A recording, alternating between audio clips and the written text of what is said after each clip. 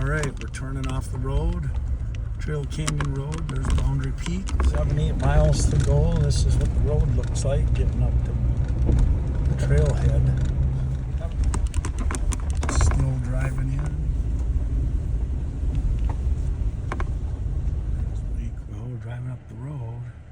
And lo and behold, there is a wild horse. He's looking at me. Sorry, horsey. So we drove about 15 miles to the trailhead. Trail Canyon is the name of the trailhead, and we found a campsite right next to the trailhead. The stars were beautiful the night before, and we were up early. Started hiking at about 5:45 a.m. Crossing the stream. The trail was really well marked in the lower section, but we got into the sagebrush and got a little lost. It was hard to see where the trail went. There was cow and deer trails everywhere. We did spot some deer on the way up. Fortunately, this was an easy part of the day, and it didn't offer us a view of what lay in store for us up on top of the mountain. Not going that. It was a beautiful sunrise. Lots of bristlecone pines on the way up.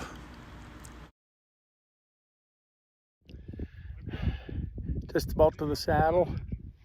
We're going 3 hours. The saddle was about 10,000 feet. We had about a 3,000 foot climb after we got there, and that's when it got pretty tough. The trail was very well marked the first part of the saddle, and then it was very confusing after that. You kind of had to make your own route. I would suggest stay left, try to get onto that ridge. We got sucked down below to the right, and it became very tough. Up. Follow that ridge line. It was really cool seeing the plant life that can grow at such a high altitude and such a harsh climate up here. It was pretty cool seeing this, and you have to stop and enjoy things as you're in the midst of a tough climb.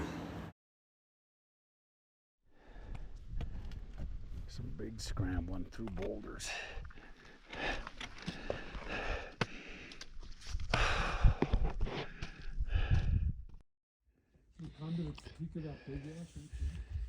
We are getting up here. Some snow.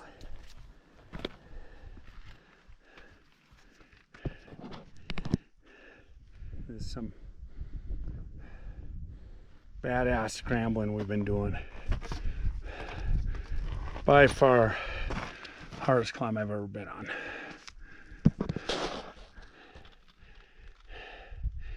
Treacherous.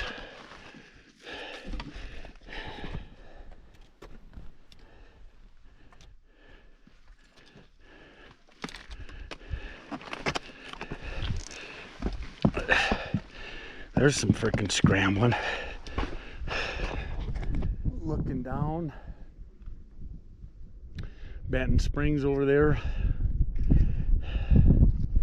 The loose scree and rocks were really treacherous.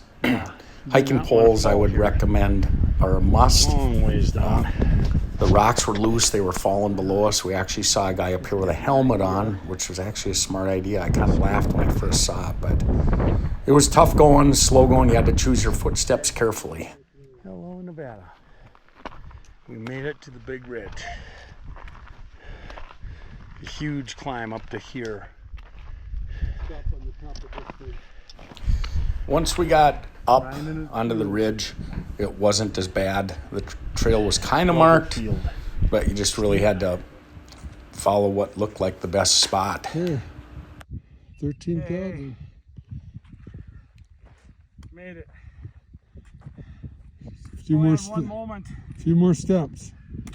You're not quite there. Well, I had one moment I'm gonna quit.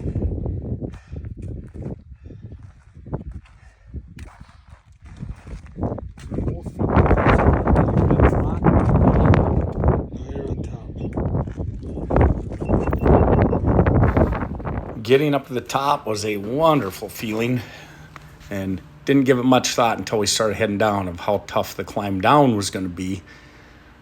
Climb up is tough, but going down is difficult. It's a little hard on old man's knees. Walking sticks came in handy going down, that's for sure.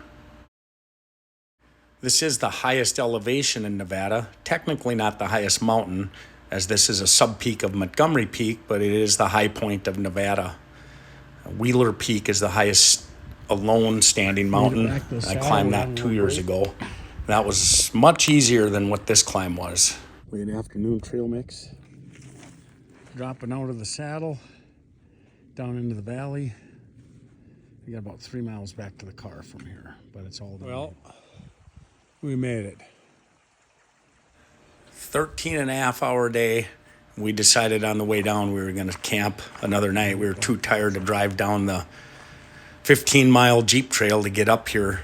That's what really made this tough, was it's such an isolated place.